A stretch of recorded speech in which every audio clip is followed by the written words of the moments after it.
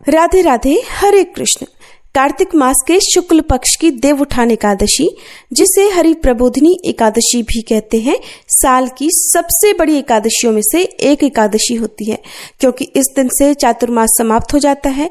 भगवान विष्णु अपनी 4 महीने की योग निद्रा का त्याग करते हैं और इस दिन तुलसी विवाह भी किया जाता है।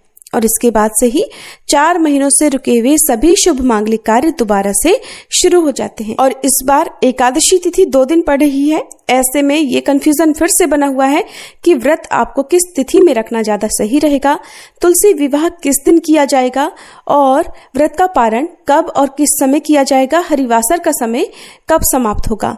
और क्योंकि इस बार एकादशी के दिन भद्रा लग रही है, भद्रा का वास कहाँ रहेगा, भद्रा काल कब समाप्त होगा, ये सारी बातें तो इस वीडियो में आप जानेंगे ही। लेकिन जो भक्त दूजी एकादशी का यानी द्वादशी तिथि युक्त एकादशी का व्रत रखते हैं, उन्हें किस दिन व्रत रखना है और व्रत कब खोलना है, ये जानने के लिए आप अगली वीडियो का इंतजार जरूर कीजिएगा। इस बार एकादशी तिथि 1 नवंबर दिन शनिवार को सुबह 9:12 से शुरू हो रही है। इससे पहले तक दशमी तिथि रहेगी और एकादशी तिथि की समाप्ति होगी 2 नवंबर रविवार को सुबह 7:31 पर। ऐसे में इस बार देवउठान एकादशी यानी हरि प्रबोधिनी एकादशी का व्रत कुछ कैलेंडर के अनुसार 1 नवंबर दिन शनिवार को रखा जा रहा है, जो कि दशमी तिथि युक्त एकादशी रहेगी। लेकिन आपको एक बार फिर से बता दें कि दशमी तिथि मिली हुई एकादशी को शुद्ध नहीं माना जाता है। जब एकादशी व्रत 2 दिन पड़ता है यानी 2 दिन एकादशी लगी होती है, तो ऐसे में मोक्ष प्राप्ति की कामना रखने वाले सभी भक्तों को शुद्ध एकादशी यानी दोष रहित एकादशी, जो कि द्वादशी तिथि मिली एकादशी होती है, उस दिन व्रत रखना चाहिए। और ऐसे में 2 नवंबर रविवार को द्वादशी तिथि युक्त एकादशी रहेगी।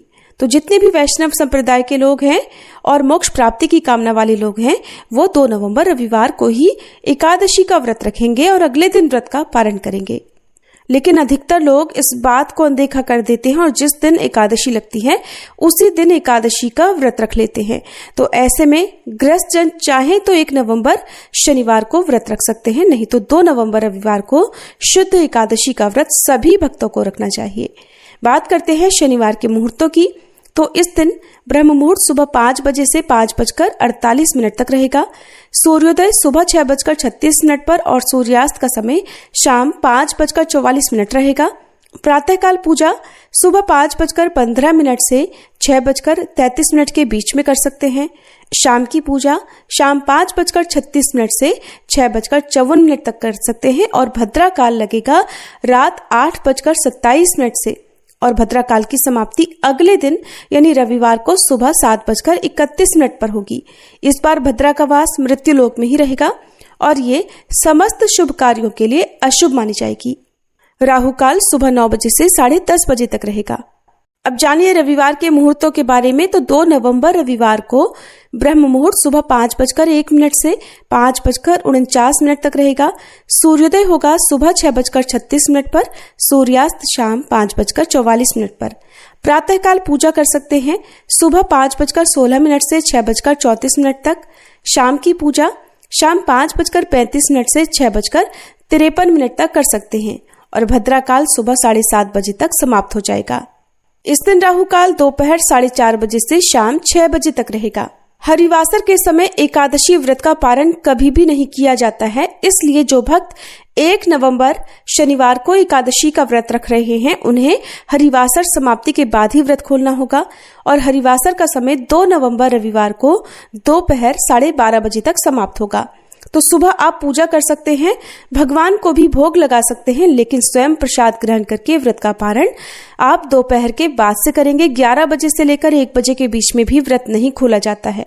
तो 2 नवंबर रविवार को आप अपने व्रत का पारण कर सकते हैं दोपहर 1:11 से 3:23 तक। ध्यान रखिएगा, इससे पहले तक आपको अन्न आदि ग्रहण नहीं करना है।